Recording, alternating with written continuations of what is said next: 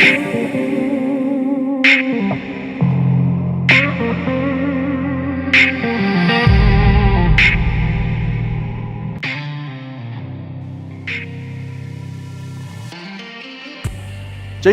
& Co.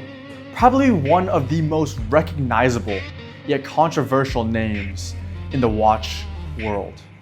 Because unlike Patek and unlike Vacheron Constantin, which are brands rooted in tradition and discretion, Jacob is the exact opposite.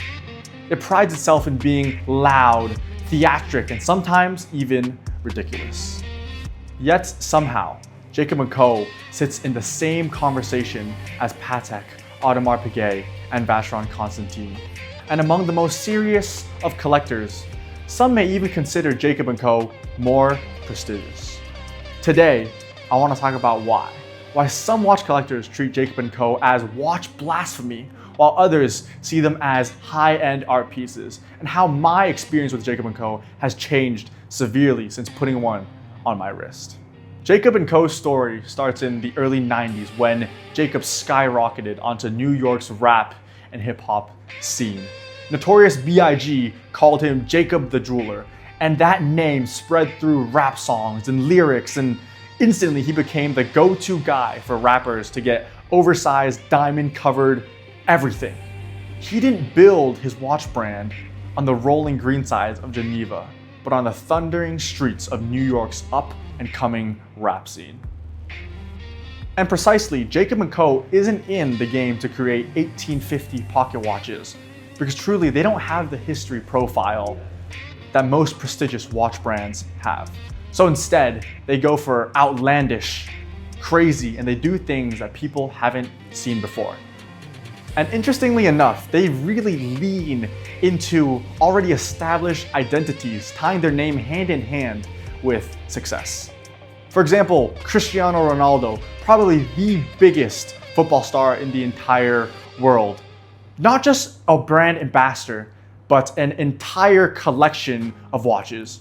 The Epic X CR7, the Astronomia CR7, his number, his initials, his silhouette literally built into Jacob & Co. watches.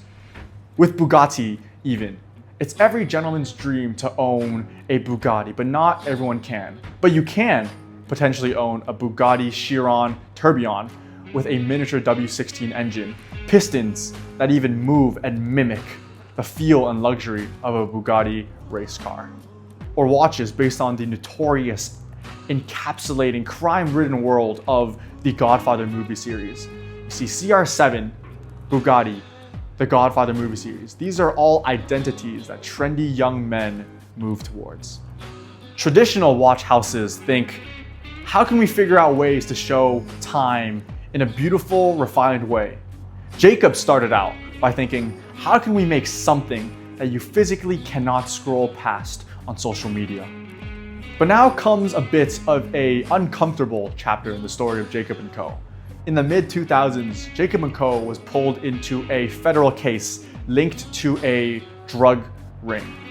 And he eventually pleaded guilty not to trafficking drugs, but to falsifying records and lying to investigators about the origin of his money. For some people, this is the hard stop of Jacob & Co. Like, how can I buy a multi-million-dollar watch linked to a drug operation? And this is the end of Jacob & Co. But for others, this outlaw, rebellious behavior is exactly the aura that makes Jacob so encapsulating. The idea that the brand itself is dangerous, exceedingly excessive, and it's the exact lifestyle that Jacob is targeting. Now hear me out. I really see similarities between Jacob & Co. and Takashi Murakami. Murakami is the Japanese artist behind the bright, smiling flowers. What Murakami envisioned was the ideal cross-section between high art and pop culture. You'll see his work hanging in major museums, but also you'll see his characters on Louis Vuitton bags and shoes and t-shirts in pop culture.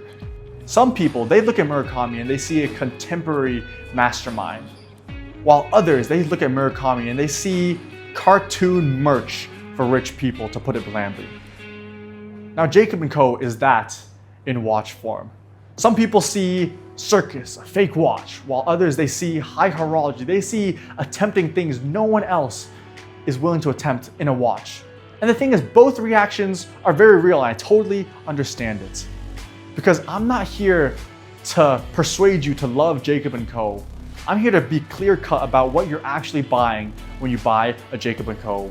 watch. You're buying a young New York brand with a very human, sometimes even messy story. You're buying a piece of history, football, hypercars, movies, cinema, pop culture. You're buying something that almost behaves much more like art than a timepiece.